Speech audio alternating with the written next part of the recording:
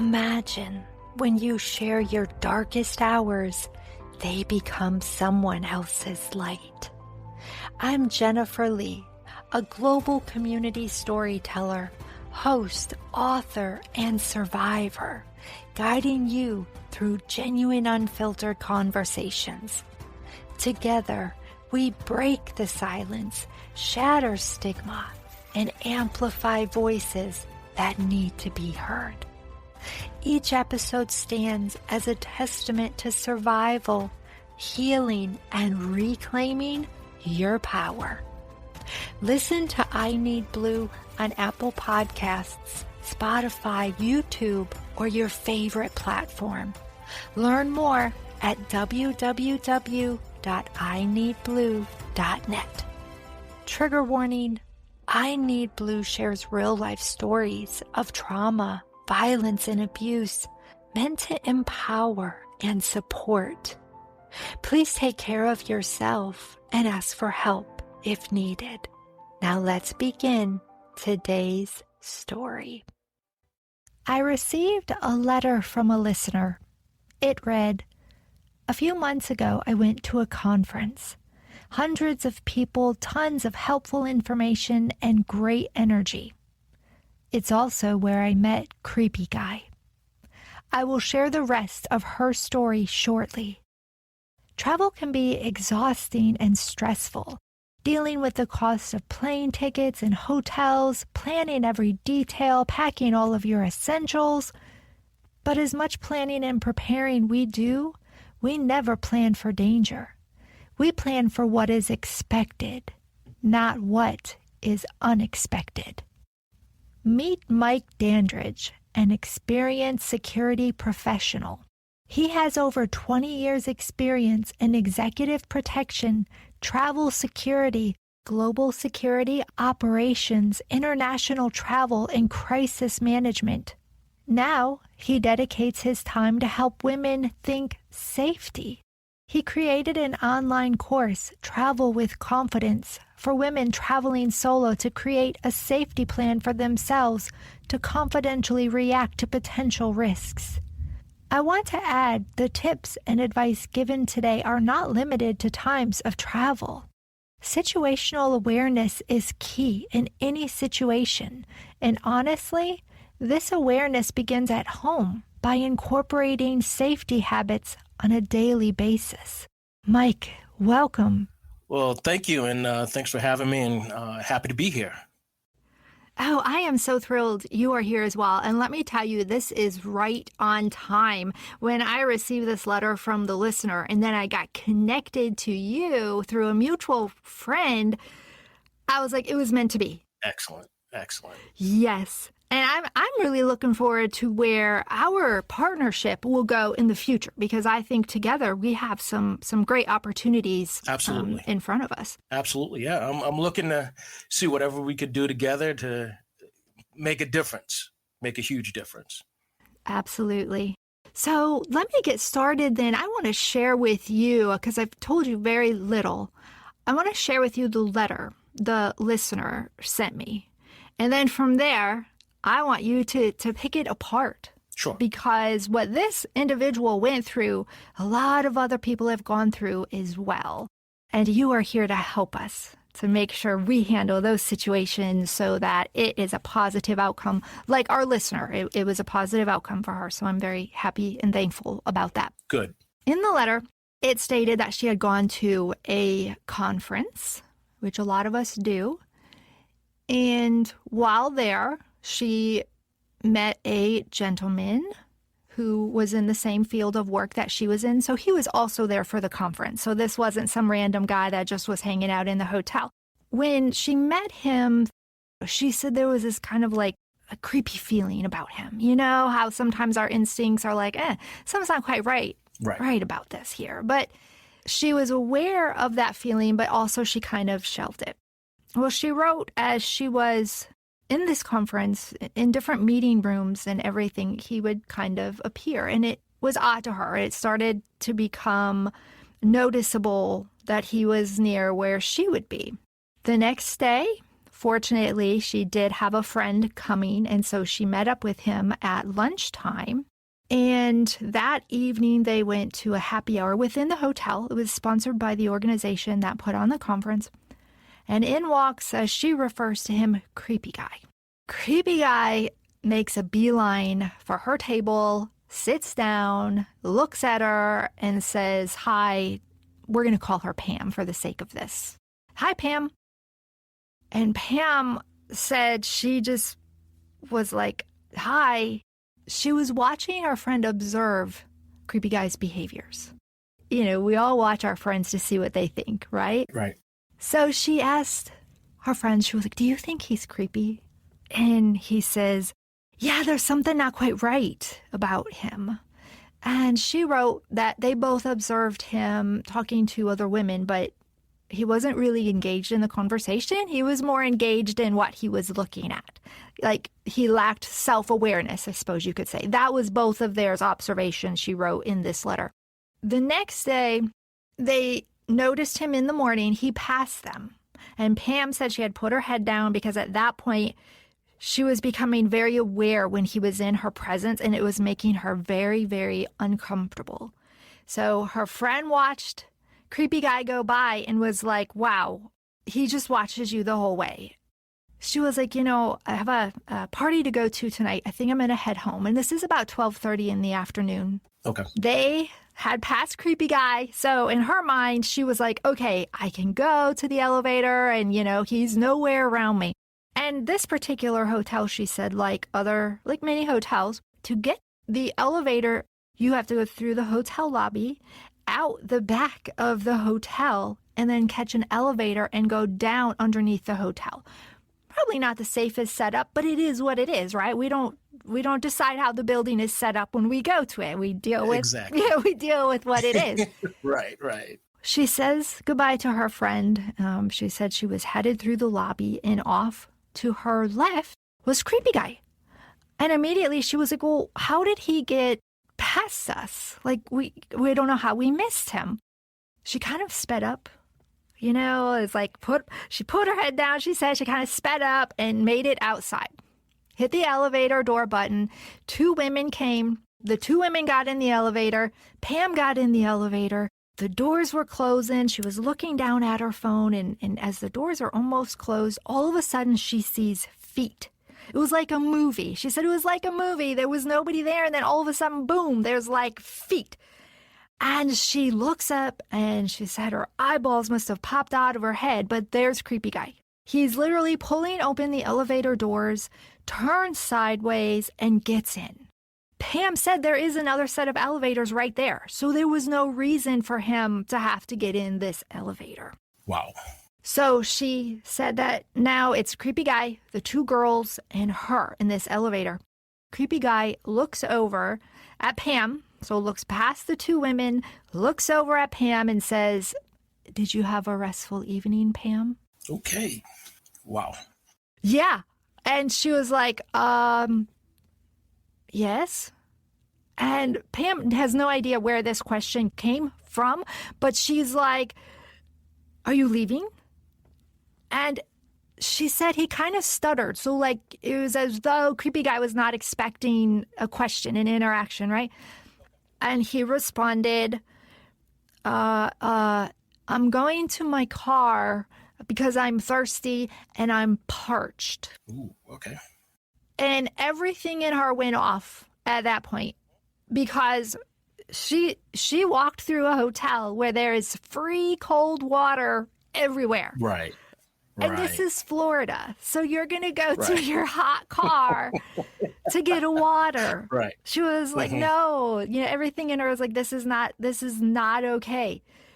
So elevator doors open, the women get out, Creepy Guy gets out. He turns around and he's waiting for Pam to exit the elevator. Fortunately, her phone was out. She was looking at it and she's like, I forgot something. I got to go back in. Good. She said it was a grunt. He made this like grunt sound of agitation, disappointment, frustration, almost mad that Pam did not get out of that elevator. Doors closed. Pam said she texted her friend and said, I'm on my way back up. I need you to walk me to my car. Good. Goes, finds her friend, and explains to him what happened. And he was like, oh my goodness. He was like, okay, I'm going to report this to the venue, but first let's get you to your car. And so they're walking through the hotel lobby, and here comes creepy guy. Mind you, no water bottle in his hand, nothing, right? Right. Okay. Her friend pushes Pam behind a pillar, and the pillar is wide enough that it's covering Pam's body, so you don't know that she's standing there. So the friend is watching creepy guy, and creepy guy comes and literally stops on the other side of the pillar, looking at his phone. And this is why Pam wrote in her letter that she felt like he was tracking her, because he literally came right to that spot and stopped. He wasn't there but a matter of seconds, and then he turned and went to his right and went directly to the drinking fountain to get a drink. Pam's friend is like, come on, we got to go. And so they made it all the way out to the car, no creepy guy. But it was really interesting because Pam's friend looked at her and he said, I had no idea what it was like for you as a woman to always have to be aware of your surroundings. And he's married, so I have to imagine that he probably took away from this, oh my gosh, I need to even be more aware for my wife. I had, like, is this how she feels? Like, does she think like this? And I've been missing it this whole time, you know? Pam was so thankful, you know, he was there and walked her to his car and she got home. It was the following night. She had gone to the living room and she, in typical wife fashion, said, honey, I need a hug, but don't ask me any questions. Mm-hmm. He gives her a hug and Pam said to her husband, he really scared me.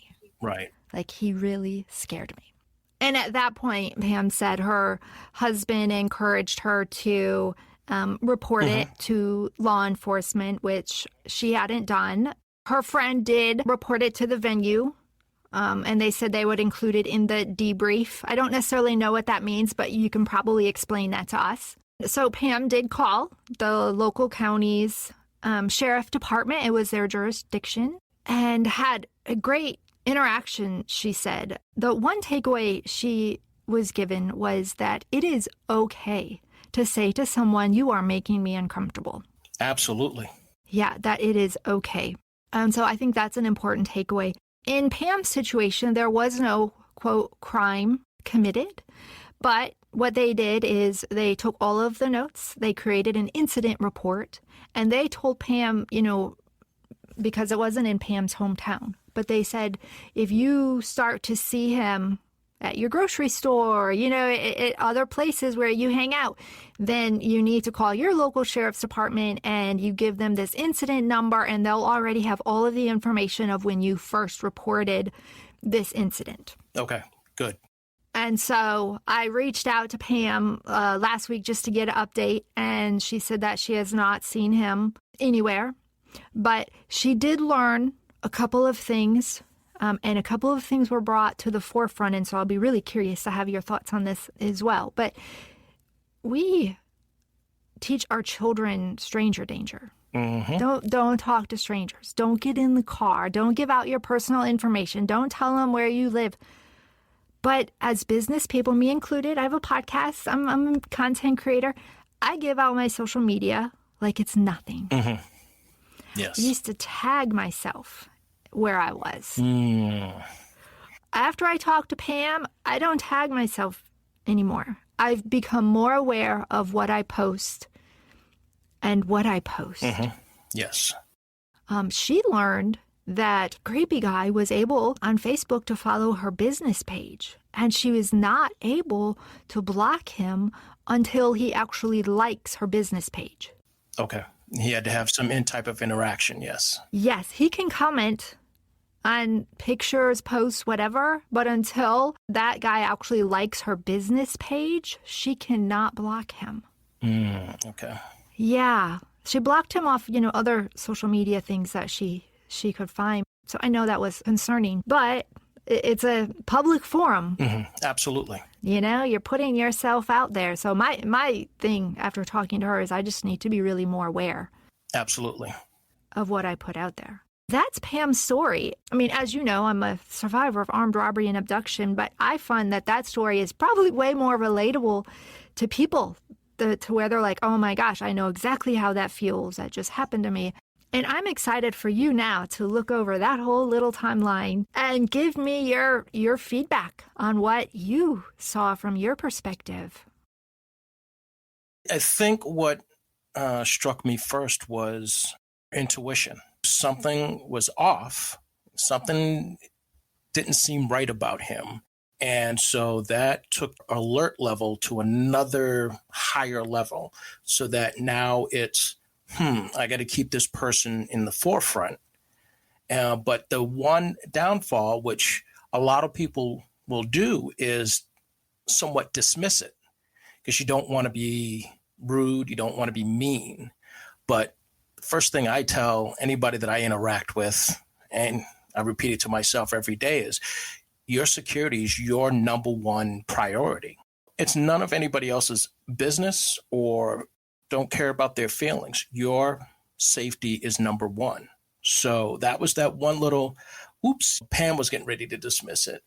When she alerted her friend to say, are you getting the same vibe about this person? And they recognized it. So that's excellent that Pam was able to get her friend on board and at that same level of, okay, you're seeing what I'm seeing. So now my intuition is justifiable because there's a witness. And then the incident of going to the parking lot, he's forcing himself into the elevator. It peaked to a point now she needed to act. By doing so, she realized that she had her phone out. She's watching his mannerisms and reading him, then listening to his words, that he's going to his car to get water because he's parched. Even just the language of being parched is a red flag. But with Pam knowing, listen, we went through a lobby, there's a ton of water, your story doesn't add up, and why are you waiting for me? But also the conversation of him asking, did you rest well? Now that, I've never asked anybody that in an elevator. if we're not family, I'm not asking, did you rest well? Yeah, the words that he chose to ask her, sometimes it's not what you say, it's how you say it, or the words you choose to say it. Correct. Were very odd. And this was, it's not like they went out and partied last night together and it's 8 a.m. and they got on the elevator. Then maybe, hey, did you sleep well? Would be good. But it's 12:30 in the afternoon. Why are you thinking about my night? Exactly. I commend her for quickly thinking, I need an out. Looking at her phone, saying, I got to go back upstairs. I forgot something. Texting a friend, can you meet me? I need you. And he was on point to say, all right, Pam, I'm there. And then was able to escort her through the lobby, creating some space. And then him being alerted to maintain a visual presence, but also watching for creepy guy to make an appearance. And then, as you mentioned, she said it seemed like he was tracking her. And then finding the out for the friend to take Pam when he was drinking the water out.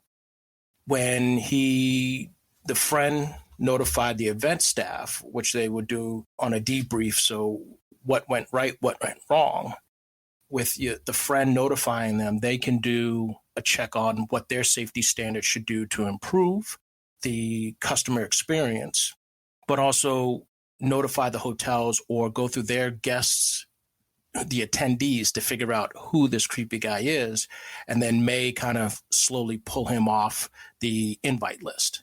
But the additional steps of reaching out to the local police because you never know the intent, the stalker, and she's going through all of the steps that are needed. And sometimes a lot of folks will dismiss it, but that's a clear beginning stages of stalking. And fortunately enough that there hasn't been any future interactions, but it's one of those, Pam's awareness needs to be piqued a little bit more to not dismiss her gut feeling. And again, number one, your safety is your responsibility. You shouldn't apologize for your boundaries that you've set for yourself to say, hey, listen, you're making me uncomfortable, or say it loud enough that it draws attention so that if other people are witnessing it, now attention's drawn to him. He can't hide anymore. So now he has to back off. I'm so glad that you said that, and that we need to be unapologetic about wanting our space, our personal space respected. Absolutely. Here's honestly what I thought when I read Pam's letter, just because of my past experiences. It would have been hard for me to say in that situation to a creepy guy, you're making me uncomfortable. Why? Because I already don't know how he's going to react. So I'm in a I got to diffuse, get out of this situation, where I think for me in my head, if I would have said, you're making me uncomfortable, I would have been worried about pissing him off and him then getting mad at me and taking it to another level. Does that make sense? Yes, absolutely. What Pam could have done in addition to that is, once she had that gut feeling, when she started to recognize that he was in pretty much every location she was going to within the hotel, she could have reached out to the front desk, hotel management. Depending on the brand of hotel, they have hotel security, just to alert them whether there's that interaction in the elevators going to and from the room, notify the event staff earlier so that they can pay attention and put eyes on him and kind of get a feeling of who he is. And so now you're creating a layered effect by introducing all of these other folks in to see what you're seeing. I need somebody to witness this. I need someone to keep that barrier between myself and this individual. It's such a tricky thing. And when you're in it, it's very different. And so, Again, this goes back to what you said about you need to listen to that instinct to begin with and don't doubt it. It's okay for me to say, you're making me uncomfortable. The other side of it is, so be it. If there was no ill intent, then that individual will kind of step back and say, okay, maybe I am giving off a creepy vibe. Maybe I should watch what I'm doing. So you're putting some of that ownership back on that individual. Some people, they're not aware of how they present themselves to others. So if I'm in an elevator and I'm standing very close to someone and it's making them feel uncomfortable, I may be in my own world, not realizing it. But if you make mention to me, excuse me, sir, you're standing a little too close. Oh, I'm sorry. I didn't mean to. I'll give you your space. Because I've done this so many years that I've been able to realize where I present myself to a woman walking in the parking lot at a supermarket. I'll give her some distance. I'm not going to walk up on them. I'll create that space just so that they don't feel uncomfortable. I know I'm not giving off a presence of potential harm or making them feel uncomfortable. If it doesn't come out to be anything, so be it. You may never see that person again, and you don't have to apologize. Number one, your safety is your number one goal. I have never thought about the space I provide others. I smile, I'm happy, like I'm not out to hurt anybody. But even though I know that about me, right, I suppose I do need to be aware of people around me. Like maybe they don't want to hug. I'm a hugger. Maybe they don't want to hug, I don't want to get in their space and make them feel uncomfortable. I learned and kind of understood space through my travels and dealing with different cultures, where I've been in countries where there is zero personal space. So you can stand and have someone arm in arm, shoulder to shoulder, breathing down the back of your neck. And so you're used to a culture here in the US of give me some arm space. And then I had to remember I'm in this other country. I'm in another culture, so I can't be that aggressive. I'm out of the norm. They are in the norm. You have to understand what's good for you, what makes you comfortable, but where are you in that setting? And as everybody's distracted with their phones, you can walk up on somebody unintentionally, and then they finally take their face out of their phone and you're standing there and they're screaming. You're like, whoa, wait, what's happening here? I've had that. I've had kids like walk right into me and I turn around and I just chuckle. I'm a mom and their parent is just like, oh my God, I'm so sorry. I'm like, it's okay. Yep. Yeah, I mean, we have so many distractions that we just we have the blinders on, and there's so much going on now that you don't really pick up on it. And it's something that you just start to train yourself to be aware of on a daily basis. And then it becomes habit. Right. What about social media? I know Pam at the end of, her letter, she talked about that. Yeah, social media, it's a tricky thing. Social media gives you that easy way of including your friends, but sometimes you forget who else is in your network, that you're providing pictures of your vacation, pictures of your children as they're growing up, pictures of your house. You're pretty much, for a stalker, giving them your entire life story. And when I tell a lot of folks that are traveling is don't post anything real time. Wait till you're back home and then do a full dump so that nobody knows that you're gone for a week. But also with a business thing, you're trying to be out there and not offend anybody, but also you still have to put that guard up a little bit so you can secretly just unfriend them. And then from there, you can block them. Pay attention. Again, it's like, okay, what are these comments? This one's a creepy comment. Let me see what this person's all about. And you start doing a little deeper dive into that individual. It's like, maybe I don't need them as a client or a follower. Well, and then nowadays, employers, they go to your Facebook. I did when I started to, a few years ago, I would go to Facebook. I was like, let me just see who you really are. Oh, yes. Absolutely. Because we can present ourselves for an interview in one way, but what else you got going on? Absolutely. I've done the same. It's like, oh, yes, I'm detail-oriented. I'm clean. I'm professional. Then you go to their Facebook page. They're drunk and out on a beach. And it's just like, oh, Lord have mercy, no. Yeah, it's a mess. We learn a lot about our social media and about each other. So speaking of technology, Pam felt she might be being tracked. Can you talk a little bit about technology and tracking? Because we also, the AirTag, that's a big thing I hear a lot about. So with the AirTags, it's a great thing to use if you have a habit of losing your wallet, your handbag, your luggage, and tracking it. The other side of it is they're easily able to slide into someone's back pocket, somebody else's handbag, and then they're giving that person up to the minute location updates. There's been an uptick of reports. It hasn't really been pushed out into the mainstream yet, but there are reports coming out more and more of people feeling that they're being followed or have been robbed because people are utilizing the AirTags to either put them in the bags. There was a young lady from the U.S. that was murdered in visiting her family in Denmark, I believe it was. And the stalker had hidden an AirTag on her bicycle, so he knew where she was going to be. And then there was a couple of reports coming out of Canada where people would walk around shopping malls and find an expensive car. They would slide the AirTag behind the license plate or somewhere hidden on the car, follow the car back to the residence, and now they have the opportunity to rob the residence. It's a good and bad thing all on how that individual uses it.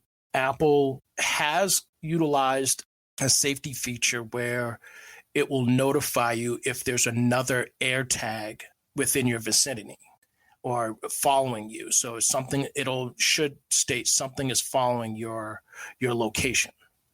And that's where you have to take that extra step to go through and just sweep all of your stuff. Check every bag, pocket, your car. I think they're still working on something for Android users. They're slowly trying to catch up to it, but.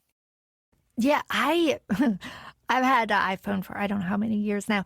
I didn't even know Find My Device was loaded on there. It wasn't until you told me. I was like, oh my gosh, this has been here this whole time. Yeah, so the intent was to say, first it was find my friends. So before social media was large enough, anybody with an iPhone, you'll be able to enable it, connect with your friends. So if you're out at the beach and you're like, oh, Joe and Mary and Kim are here, I'll send them a text to say, hey, I'm here, let's meet up. Or if you misplaced another device, your phone or your iPad, your MacBook, that you're able to log into it and pinpoint the location or the last location it was seen or used. Having the right technology, little USB adapter so that you charge your phone from one of these charging stations, it doesn't pull all your information off your phone. Oh, I didn't know that. Oh, yeah. They do that? There's some that have the ability to do that. Wow. Traveling international, get yourself a VPN onto your phone so that it protects you from phishing, from anybody tracking you through the Wi-Fi, from making sure that you're hitting reputable sites, but also your information is secured.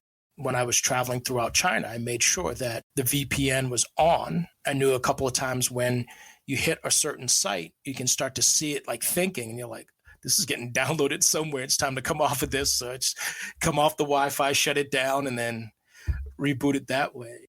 Yeah, and I didn't think about any of that until I noticed recently somebody had kept trying to hack into my Instagram, and it was driving me nuts because it would show locations where they were logged into. Mm-hmm. So I called my friend Tammy, and she's with ID Shield. And so to go back to what you were just saying, they have the VPN.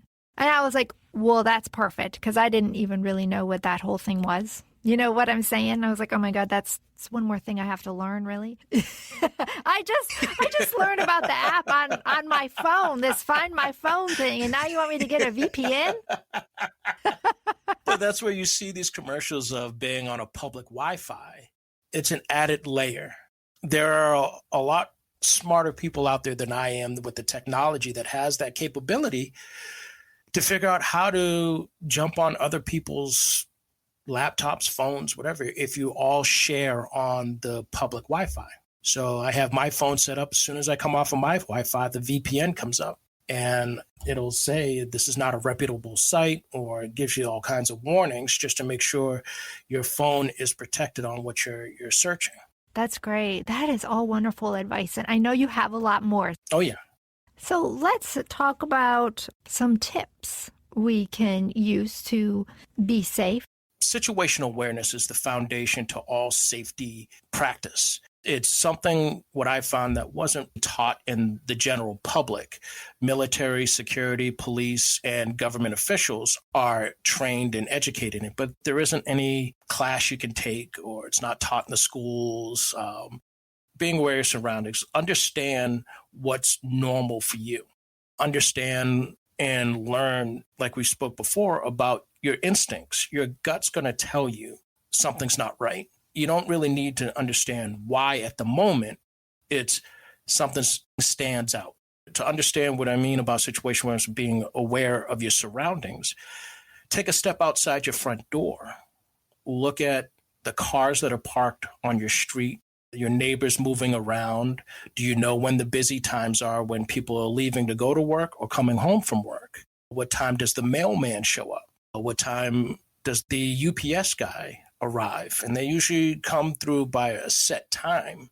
What time does the trash delivery? So you know those are set times and that's the norm. Then all of a sudden you hear an ice cream truck go down the road. That's not the norm. If there aren't any kids on your street, why is an ice cream truck coming down where there's no kids? So it's like, Or you notice a car that's there with somebody sitting in it that typically doesn't.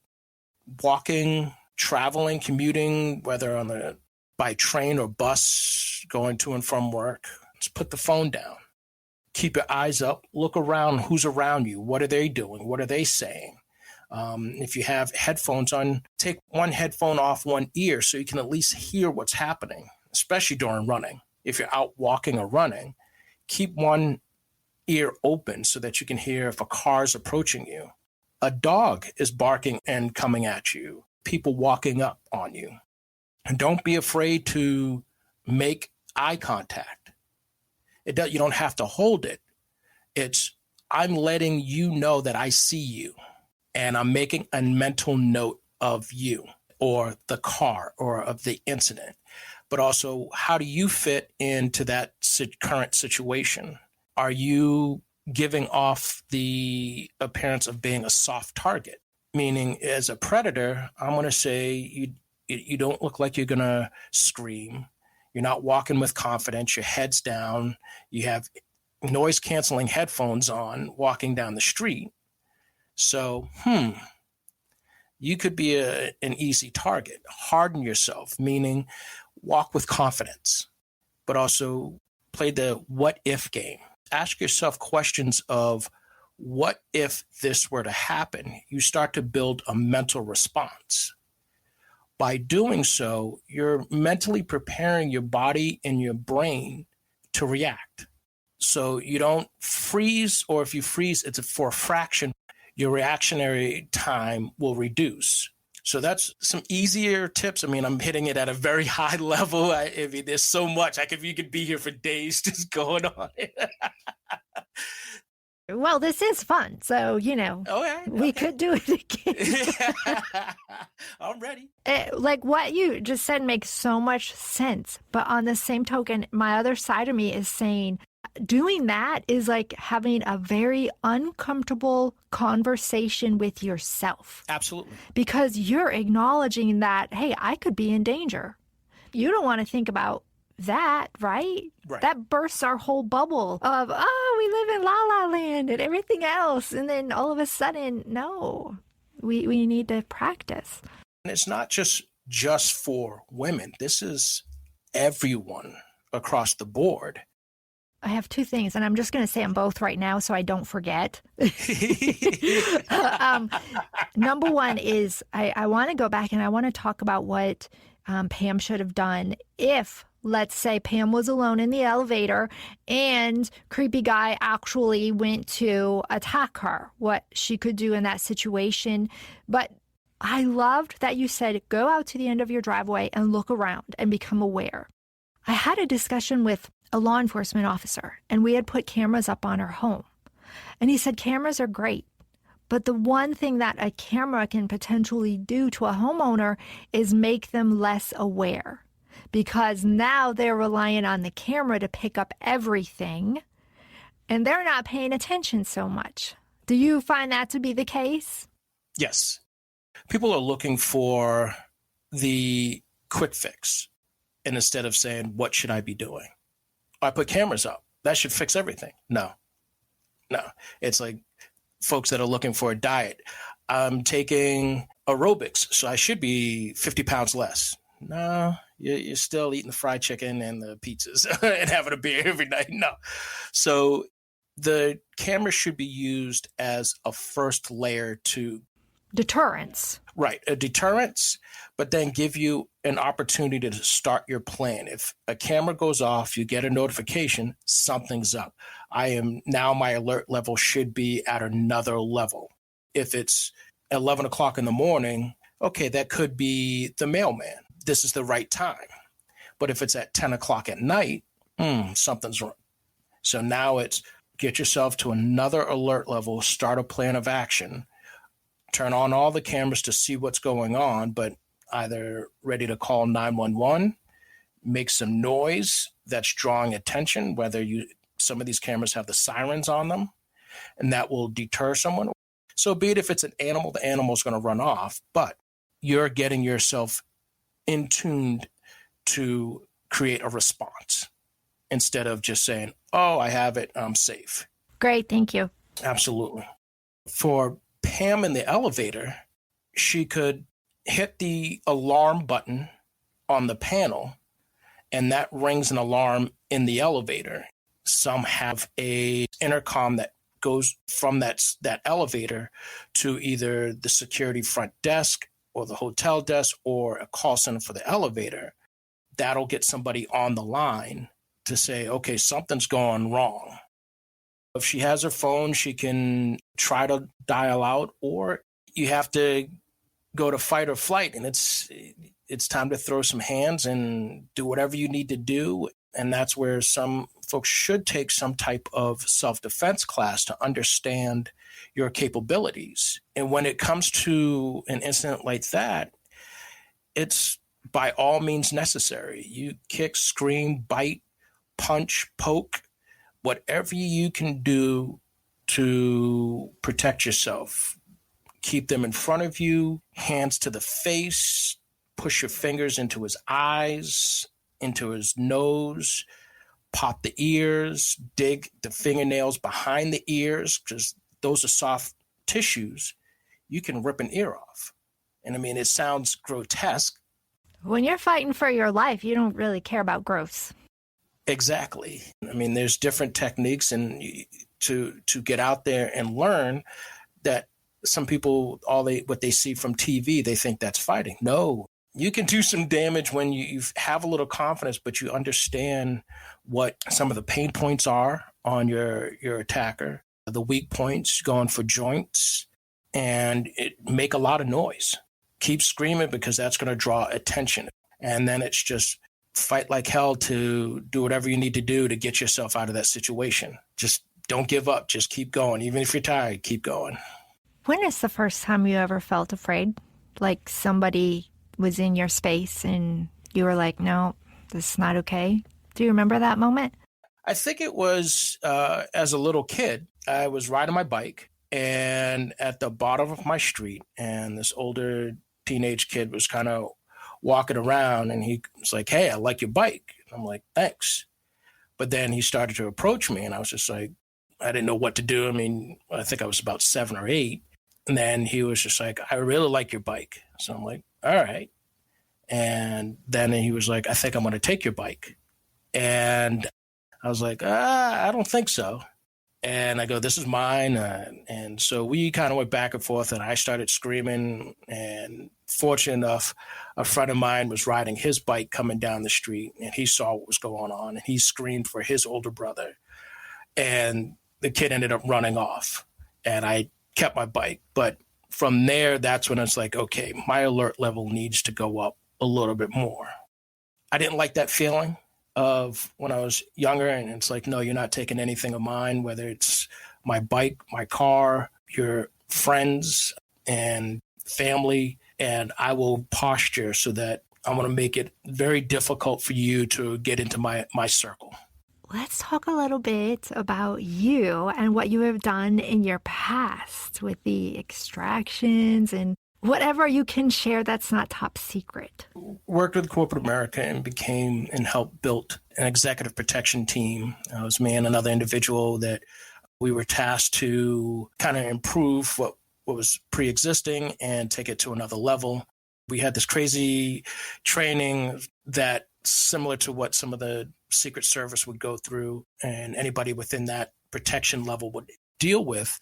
And then we had to tone it down because we're out in public. We're not in Afghanistan, and we were very eager beavers, but we knew we had to keep it under control. But then it was just learning to add some finesse to it where you didn't want to impede on our protectee and what they're doing, and you didn't want to draw any attention.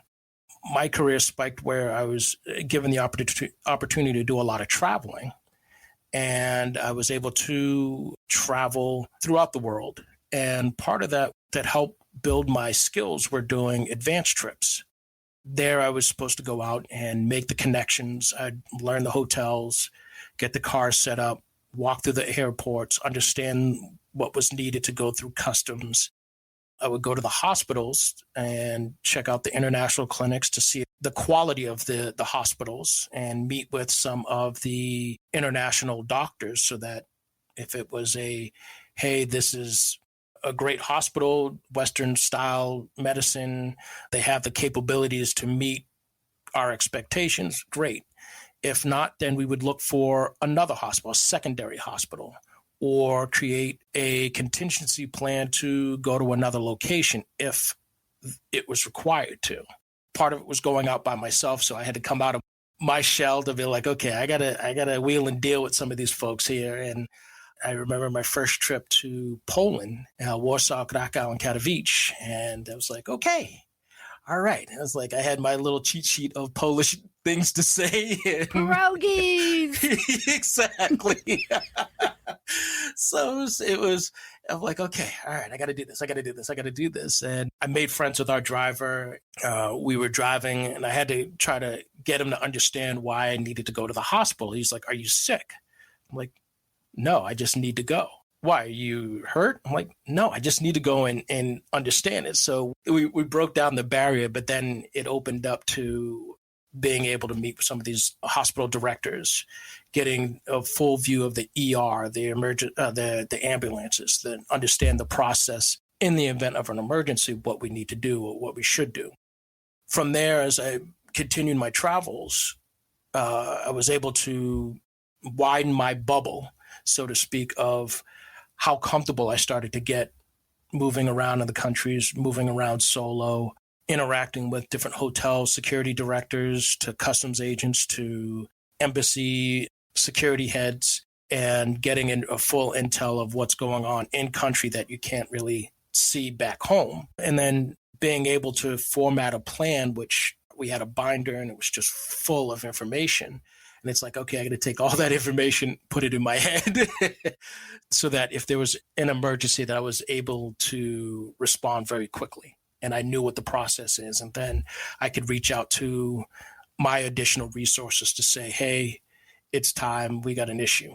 The experience was amazing. And to learn so much about travel, learn so much about myself and safety, and then understanding the different cultures of the world and kind of putting two and two together. It's like, oh, now I get it. Learning some history about the different cultures and the different cities and countries. It's like, okay, I get it.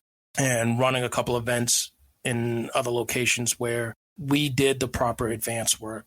Then we get a phone call from one of the attendees from an event we were running in Puerto Rico of the husband saying, my wife's passed out on the bathroom floor and I don't know, I can't wake her up. We respond, lips are blue. We put our monitors on just to get her vitals. And I looked at my partner. I'm like, the vitals are weak. We need to move. Through our work, understanding that in Puerto Rico, calling 911, the ambulance could be there in 5 minutes or 45 minutes. And it was like, no, we need to load and go. So we notified the hotel that we needed a wheelchair, was able to get her wrapped up into the wheelchair, and we request our car to be out front. And I grabbed a bellman. I'm like, you're coming with me. Let's go for translation. And because we did the research on the hospitals, we knew which one we wanted to go to. We pushed our way through the emergency room, got her into a room. And so we started the process of, okay, what's next? So we had to wait for the on-call doctor to arrive.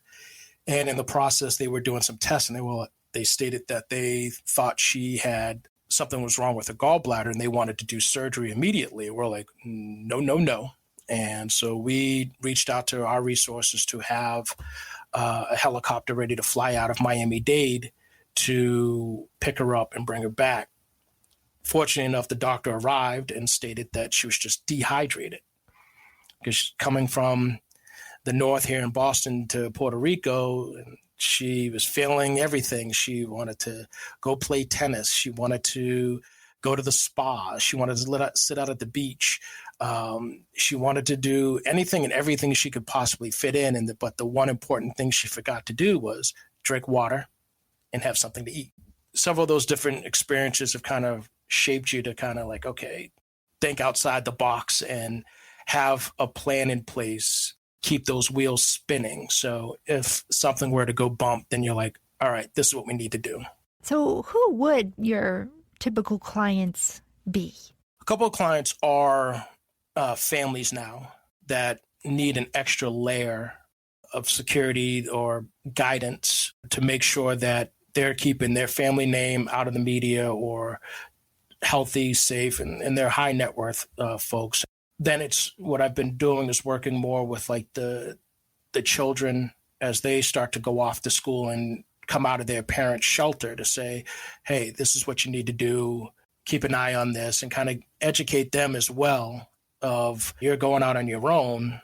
You need to be more attentive to this and kind of just open their eyes up a little bit more to say it's not as peachy keen and it's not a social media post as everybody wants it to be, but it's not all doom and gloom as the news says, but you got to find that happy medium. Did you ever have an unsuccessful mission? That's a good question. No, because we did our research ahead of time. If some place isn't what we want to be in ideally, we're not going. I wouldn't do anybody any justice to say, oh, let's go to the high crime ridden drug area to go to this restaurant and then potentially put ourselves into a hazard. I'm given, hey, what do you know about this area? I don't like it. Should we go? No. But then going out and doing these advanced trips, you're able to give them a full view. So I could do all the research at home, but then let me get on the ground, drive around, and like, I'm not feeling this place. Or if we do go, this is what we should put in place. Stay on the resort, let me book the cars, or I'll get the cars and I'll drive. And let's make sure that I take medical equipment with me because the medical resources are limited, and build a plan off of that. But if I'm not feeling comfortable, we're not going. And it's just, even driving around here and I don't like this neighborhood, we're not going to go in the neighborhood. Don't put yourself in that type of danger. And it's just being aware of what the potentials are and to say, it's not worth it. Sometimes it's like, well, why can't we? It's not worth it. And I built that trust enough to say, if it's not worth it, then we're not going. Were you ever injured during one of these? No, because it was part of the role is just keeping yourself fit, healthy, and you're watching the foods that you eat, making sure you're drinking enough water, carrying bags, make sure they're not overloaded, and you become very efficient and extra cautious. I mean, for the simplest things of the sidewalk's a little crooked, I'll walk on the edge towards the street, or I'll walk very slowly and methodically so I don't injure myself. And I point things out if I'm walking with someone so that they don't injure themselves. Knock on wood, no, I haven't had any injuries. That's good. Did you have a moment during one of these where you were like, oh my God, what am I doing? Like, why am I doing this? I'm crazy.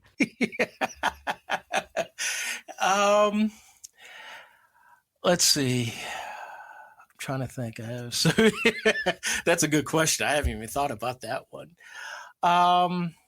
When you plan on a trip and then all of a sudden it goes to a different direction and you're like, I wasn't prepared for this one.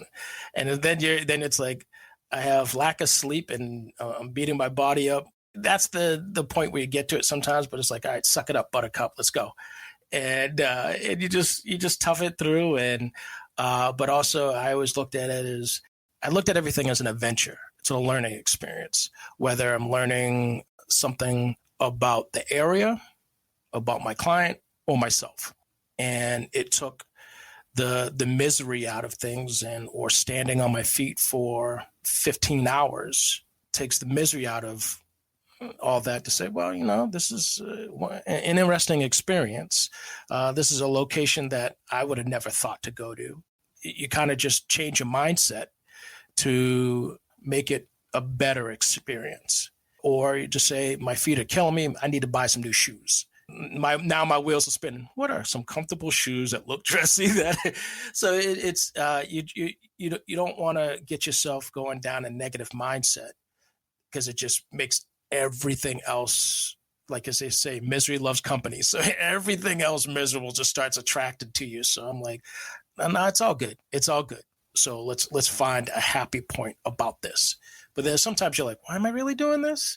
And the lack of sleep and the different time zones. And you're like, I don't remember which hotel I'm staying in. Okay. All right. I got it. Let's go. Yeah. Home is redefined for you, right? Yes. So you do all of this coordinating. So do you have a team, or how does that work? For a while, it was a larger team, but now due to COVID, it's just, I do it myself. It's on the rebuilding phases now of what direction I want to take it to. As you mentioned earlier, that I've created those courses. So that's one direction. without beating up my body, let me share some of my experiences and my knowledge in a different way with the technology and the way things have operated through the last couple of years. It's like, let me put something out there that can be an easy touch for anybody who's interested. Like, we can spread our word to a larger platform without trying to cover every piece of the continent. So I've created a couple of courses online and created an ebook. And basically it's for women travelers who are traveling solo. And one is directed for all age brackets. And then one is dedicated for the 18 to 30 age bracket. What I found was there wasn't much on the safety end for traveling from my experience that I've done, where you learn how to book your flight, look for a hotel, and then, okay, what are we going to do? But what happens if you get sick? What happens if your luggage goes missing and your medications are tied up in the luggage? Have you really done the in-depth research into the place? Many cities are starting to grow, and so they're putting hotels up left and right. And is it in a great location? Sometimes hotels will jump into a so-so location just to get ahead of the curve before the properties increase, but they want to be the first one there. One hotel in Boston was put up right next to a homeless shelter. You're in a boutique hotel, but you walk out and, oh, hello. So it's doing that extra step to make sure you're keeping yourself safe, but also creating a safety plan, a plan that you start to do the what ifs before you even leave. You're going through to properly get yourself in the right mindset, like we spoke before earlier about situational awareness. Get yourself ready for that. Book your hotels, book your flights, but also now in this current environment where you're having the different flights being canceled and luggage being lost, start to look at doing additional flights to say, all right, if my flight on JetBlue is going to cancel or has canceled, I'll look to Delta. You start going in that process instead of fighting with the other thousands of people who are on that flight to try to get home. Or is it a destination, the location within 5 to 10 hours that I can drive? So that's the other alternative. So it's just getting you to think outside that box. Well, and that's where reading the reviews for like your hotel or whatever is really important, because chances are if it's not in a desirable location, somebody probably has commented on that. Right. And that's the other part, is exploring those. My sister ran into an incident, went to one hotel. The photos of the hotel looked phenomenal. And as soon as she got to the room, it was completely the opposite. And she's texting me and I'm like, get out of there. just book another hotel, spend the extra money, go, move. So they ended up doing that. But I mean, yes, that's doing that additional research. That's great. That is all wonderful advice. And I know you have a lot more. Oh, yeah. Please tell the listeners where they can find you if they want to enroll in the classes or get your ebook. I think the easiest way to do it is through my Instagram. It's at Mike_Dandridge.